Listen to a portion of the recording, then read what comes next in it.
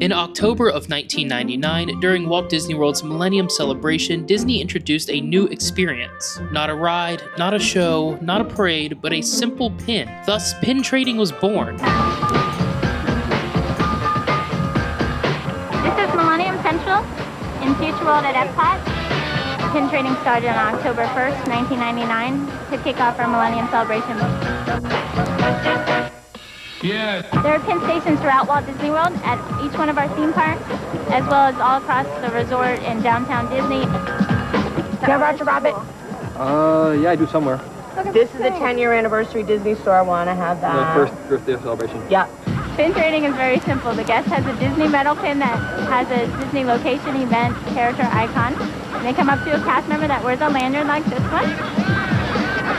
And they can trade out any Disney metal pin for one of mine. They can also trade with the guests. We encourage that. It's the people that makes it fun. You get to meet so many people from different parts of the world. Yeah. We have a pin of the day program, which every day there's a different pin, and at the end of the month it makes up a photo mosaic image of a poster, and each month there's a different poster.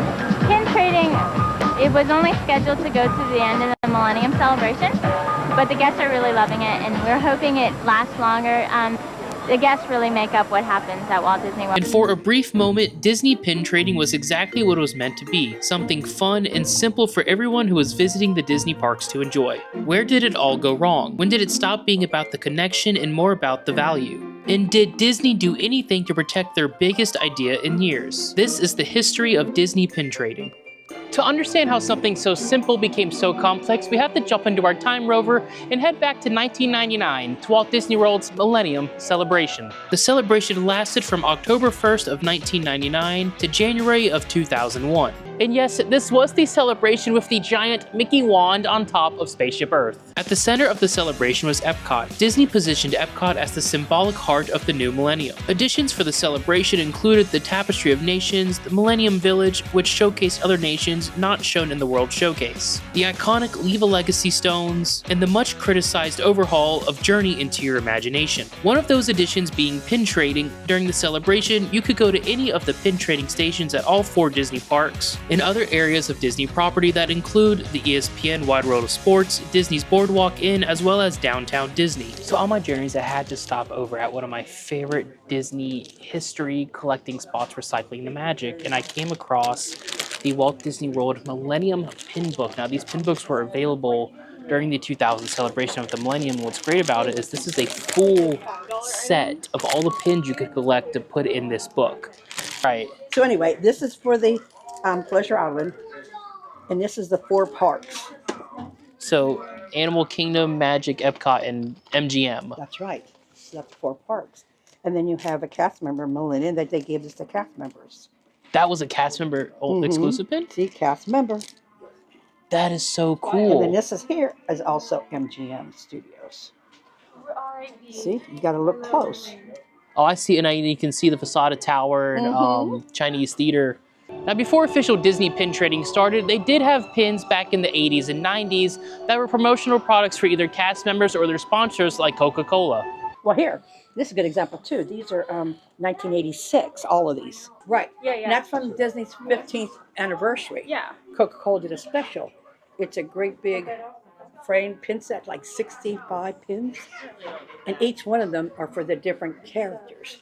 So somewhere over here, kind of in this area, is right where Pin Central was during the Millennium Celebration. This is where you would go, buy your pins, trade your pins with other pin traders and cast members. Sadly, it is no longer here. So directly under Spaceship Earth is the new Pin Traders location. Sadly, it doesn't have the same charismatic look as the old location, but I guess this will do for now. What started as a way to connect guests quickly became something else entirely. Between resellers clearing out shelves, fake pins flooding the parks, and limited monthly pin drops at the parks becoming more complicated than ever, Disney pin trading just doesn't feel the same. To understand how it got this way, I grabbed my pins and started talking to some hardcore collectors and longtime traders. So right here in between Creations and Connections Cafe is where the new pin trading section is for all the pin traders that come to the Disney parks. It used to be under Spaceship Earth right next to the new pin trader store, but Disney has simply done away with that because they don't like the fact that it looks like a flea market.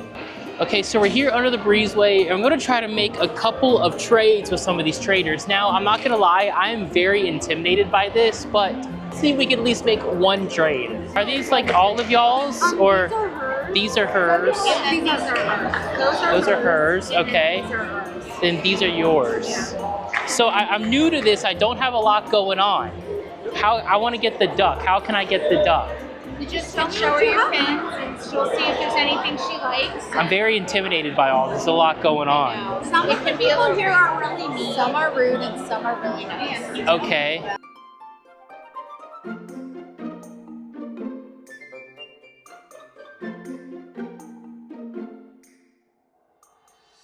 So I made my first trade, and I traded, it was one of the bows that we had from an old thing, but I got a Baymax Disney duck. That's what we traded for. And the first couple people I asked, it was kind of terrifying because they were like, no, we're not interested, sorry. But I finally found a group of, a family of mom and a couple girls who were so interested in trading with me that they were kind enough to let me kind of pick anything I wanted. I wanted the Baymax duck, and they were super helpful. They also told me a thing about Pin Tuesdays. So every Tuesday, they do drops here at the Disney parks where it's a rare number of pins that get dropped at all 4 parks plus Disney Springs. So I think we're gonna have to check that out at some point.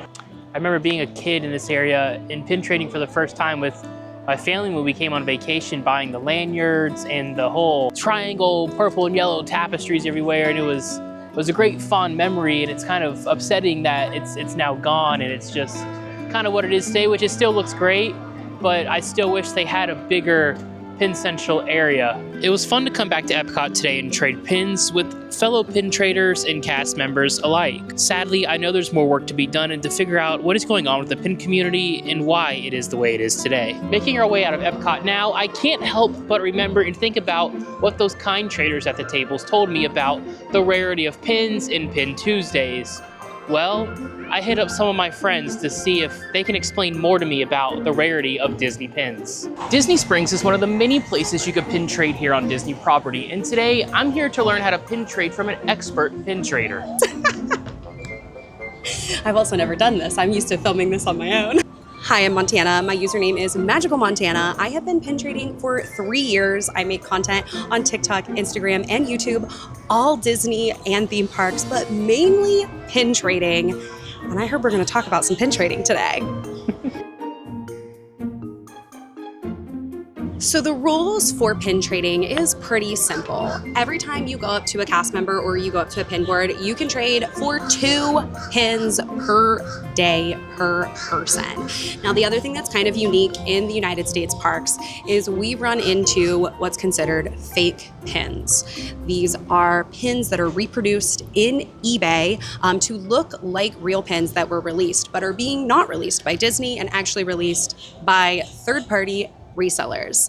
Unfortunately, in the US parks, we run into that a lot. So a very good rule of thumb is to not trade fakes onto the board, but that can be kind of difficult at times if you don't know what a fake versus real pin is. Show some examples of the faked diamonds, some fake pins. What do we have going on here? Sure. So here are 2 pins. These are from a Wreck-It Ralph Sugar Rush Racer set. This is the fake one. This is the real one. And when you flip it over, number one, you can kind of tell by the quality, they're not as thick. This one's way thinner and just kind of feels less quality. But also, this one has a diamond and the other one it does not. Now that's a good way to tell on this one, but they have also made ones that have the diamonds on it, but they're not real. And you can tell because the hidden Mickey will be kind of displaced or kind of small. It just doesn't look right if you compare an actual diamond pin to it. So we've got an eBay lot here to kind of walk through some of them.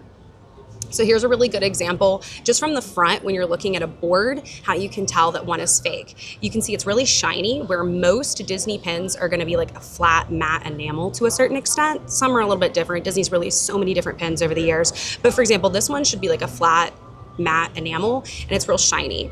Also, there are little divots in the enamel because what happens is this is like a metal form that they pour the enamel into, and a lot of times they do not pour it in so that it's completely flat on top.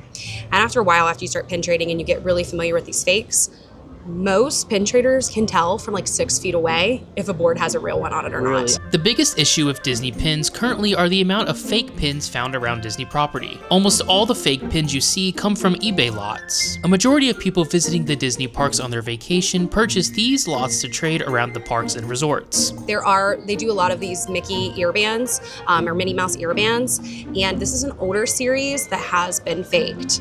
The hidden Mickeys usually get faked first, just because their molds are so small. There's a whole entire way that this happens in China, and it gets kind of crazy, but because the molds for these are so tiny, it's easiest for them to get their hands on them and fake them. So this is a whole box of nothing but scrappers, as the pin traders call it. Correct. Nothing but scrappers in here. All right, so Montana has brought a ton of fake and real pins to show us, and now that she has taught me the difference between a fake and a real one, I'm gonna try to figure out myself which one is a fake and which one is a real. She hasn't told me which one is yet. We have Show the traders here a series of sleeping pets. These have been faked, and this is one of the best fake versus real I've been able to find. This is a hard one. Like we're going straight for the hardest one I think I've ever found. I have asked a lot of pin people this same question. I love to ask people, do you know which one's real, which one's fake? So this is the ultimate test, John. ultimate test. Let's see if I learned anything. Give you guys a closer look here. I think this one's the fake one. No. No way. No. This is the real, or this is the fake one. That's the fake one? Yes, I'm telling you, this is one of the best fakes I've seen. I said this one was fake and it's real. Here are the edges. This is what I was looking at down here was the edges. These edges on the real one look more jaggedy than the fake one. It is almost an instance where the fake looks better than the real one. The fake looks better than the real. And the only reason why I know one versus the other is one I actually saw come out of a real purchased on Disney property bag, and I know one came from iDrive. That is how I know, because literally I've asked pin professionals, I've asked so many people, everybody gets it wrong. Because in this instance, the real one actually kind of looks better, or looks worse than the fake one. Worse than the fake one. There's a way other than just eyeing a fake and a real pin. What it was with the Google reverse image search? Okay, so I usually use the Google Chrome app, and then you're going to press the button to take a picture. This is a reverse image search, and you can take any pin. So we're going to take this Mandalorian pin and take a picture of it. Let it load, and it's going to pull up every bit of this it can find on the internet. A lot of times, if I see it constantly listed on eBay, that is a first sign that it's fake. But also, they sell real pins on eBay, so not the greatest rule of thumb. But usually what I'm going to find is it listed on Pin and Pop or Pin Picks. So I just found the Pin Picks, whichever one comes up first. These are both pin databases. I don't have a preference for one versus the other. They both work just as fine. And when you bring that up, it is going to tell you when the pin was released, where it was released, any special details on it, but it's also going to show you pictures of the real pins. Sometimes they'll only have one picture, sometimes they'll have 25 pictures. It really depends. And I will sometimes use that to like look at the back of the pin. And if it says it was a limited release, but Pin Picks or Pin and Pop doesn't say it was a limited release and it was just a random pin released in the parks, well then that might be an indication that it's fake because it doesn't have the right back on it. So you have a couple other places that actually is owned and operated by Disney. You have the Disney Store online. They do Disney pin drops on Tuesdays, and you can find a lot of authentic pins on there, as well as the Disney character outlets. So those are at our different Tanger outlets that we have here in Orlando, and there are Disney clearance stores that is run and operated by Disney. This is real Disney merchandise, and you're going to find pins there. Now, they're becoming a little bit more difficult to find because a lot of people have discovered that they're sold there, but every now and again, if you're lucky and you get when they drop new pins, you can get pins there as well. Now that we've learned about some fake pins, how about we go hit the pin boards and see if we can find any real ones? Sounds good. The first place we've come is to the co-op. We've encountered our first board. What do we see in Montana? I am not seeing anything I need. Nothing but fakes. Nothing but scrappers? Nothing but scrappers. Oh gosh. It's hard. After spending some time with Montana and learning about fake pins and finding nothing but fake pins on the boards in Disney Springs, I decided it was time to check out some of the gift shops surrounding Disney property that sell fake Disney pins. Even here at Megacon, you will find some Disney pins. Now, as we've learned from Montana, We might find some fakes, but a lot of these are looking like real and also fantasy pins. Let's check it out. So all of these right here are all fantasy pins. These are not authentic Disney licensed pins. All these are fantasy pins, and these are fantasy pins. So these were made by someone because they just wanted to make a pin is the best way I can describe this. Now here's a table full of Disney pins. Here's the issue. I'm picking these up, and a lot of them do not feel real or authentic at all. They have a ton of folders and binders and just filled with a ton of pins. Now, you can obviously tell that pins that are in here are most likely real and authentic pins, but I'm still going to question these that are over here. Even here at Megacon, you can pick up a pack of Disney pin trading lots now. I remember Montana talking about these that you could buy on eBay, and these seem very similar to that idea. After inspecting some of the booth's pins, I was kindly asked to leave by the owner of the booth, after they claimed that all of their pins are authentic and straight from Disney. This is not the first time in this video that I will be asked to leave a store claiming to sell authentic Disney pins. One of the biggest contributors to fake pins inside of the Disney parks are gift shops like these. Now this one is located directly outside of Disney Springs, and they claim to sell authentic Disney pins. So we're gonna go inside and see what the situation is and if they actually do sell authentic Disney pins, and I'm almost certain that they don't. I mean, they do claim to sell $39 Disney Universal and SeaWorld tickets. All right, I have found all of their Disney pins, well, some of them, and the first thing I've noticed is, look here, for $19.99 you can get a set of hidden Mickey pins. I don't know what set this is from, but this is a set of hidden Mickey pins.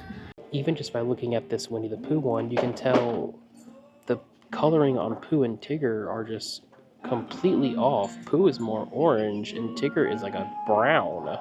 Here, even having pins claiming to be from Hong Kong Disneyland. All right, I'm back in my car, and after some further investigation, I don't think a single one of those Disney pins were real. Even though they looked pretty real, but you can tell those are not the backings that authentic Disney pins come from. And what's even weirder is the more I was in there just filming some B-roll of the pins and just taking some photos on my phone, one of the employees kept giving me a side eye and staring at me. So I figured it was time to get out, but there's another one of these stores right up the street. So let's head over there and see if we can investigate some more. So all of this place's pins are right when you walk in the door. And they have 1, 2, looks like 3 full turnstile racks filled with Disney pins. And a couple Minecraft. Look, as soon as I start looking, look what I found. If you remember back when we spoke with Montana, she told us about this pin that I thought was real that she had, but was obviously a fake. And they have, looks like, one with a crown and then one with a sorcerer hat. Down here, more pins that we consistently see in the parks, especially the popsicles and the watches. Oh, and the ears again. Oh my gosh. Look here, 2 more hidden Mickey sets. I'm almost tempted to purchase these to take them off and see if they have diamonds on the back of them. But if you look close enough at it, let me see if I can get to focus, you can see the printing on it isn't even clean. It's like a blurry print. It's hard to see, but even on the packaging right here on the pin back, it says authentic and original. So I've made it to our last and final store. And as you can see, the moment we come check them out, we're seeing a lot of the same pins we saw at the other 2 stores. Even over here with the discoloration of the pins, and just look, these are all pins that we see on the boards consistently that are always faked. These right here, these droid pins, we're seeing them everywhere. I've seen these everywhere. And of course, the 2012 pass holder key to the magic pins again, as well as these. I mean, just fakes everywhere you go. While starting to show off some more of the pins they had for sale, I noticed one of the employees started to talk to me from a distance. She asked me what I was doing and eventually asked me to leave the store, and I was told I wasn't allowed to film inside of the store. How's it going? Just making a video about pins. Yep. I'm not allowed to film the pins in here. Okay. Yep, I can leave. Yep. Yep, I can leave happily. Yep, I can do that. I didn't even last 10 minutes in this gift shop just outside of Disney Springs before I was kindly asked to leave, I guess I would say. Yeah. The pins were kind of near the counters. The lady saw me filming, asked what I was doing. This just goes to show you that these stores do not want it to get out that they are not selling authentic Disney pins. So please, do not come to these stores and do not buy your pins from here. Go to Disney Springs. After being asked to leave multiple gift shops on International Drive, I decided it was time to check out an authentic Disney pin store located just outside of Walt Disney World. Hi there, I'm Erin with Fantastic Pinco Orlando. We are here at the Lake Buena Vista factory outlets. We're just 7 minutes outside of Disney Springs, and we are the closest authentic Disney pin store to the parks. We're so happy to be here. We are very community-based, and we love being able to spend a lot of time with fellow pin traders. So come on in, see what we're all about.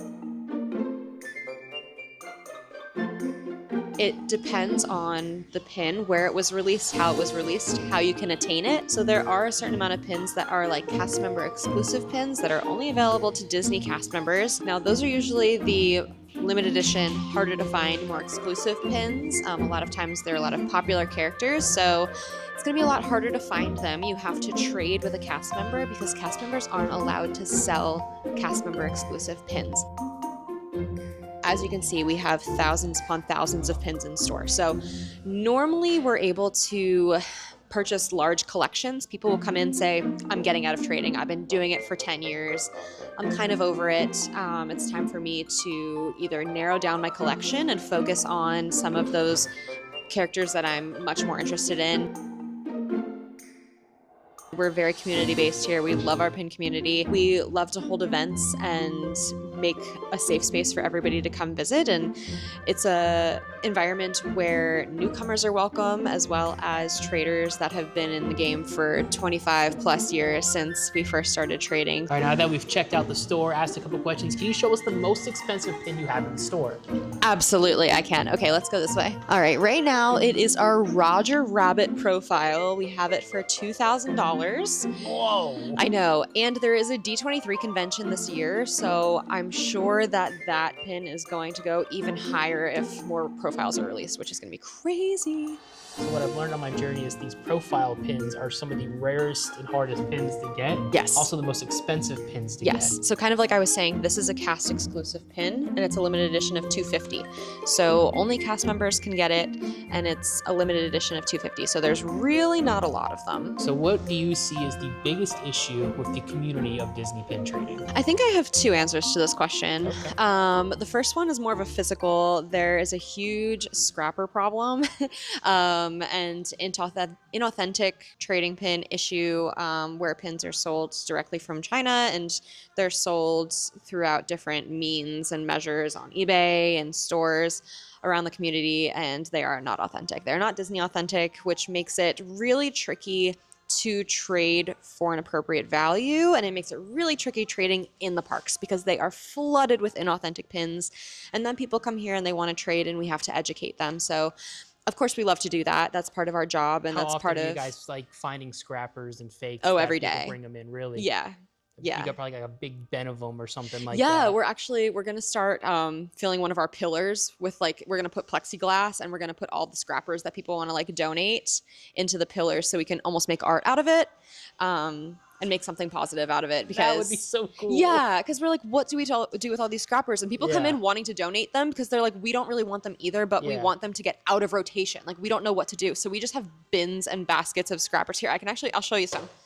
We just have bins of scrappers because we don't know what else to do with them.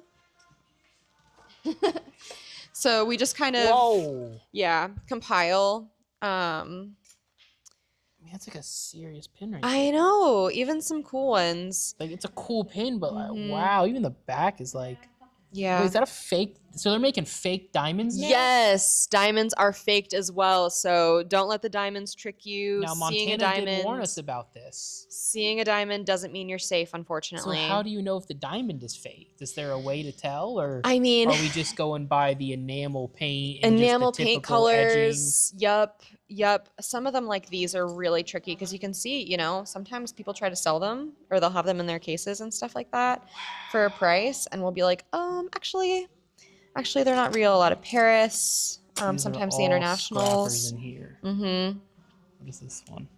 That's another one of the side casts or supporting casts. Wow, that is insane. It really is. After learning so much about Disney pin trading's biggest problem, I decided it was time to take my newfound knowledge back to the parks and put myself through the ultimate pin trading test. I'm back here at Epcot where I've decided there's only one way to end this video, and that's to do a little bit of pin trading at the place it all started.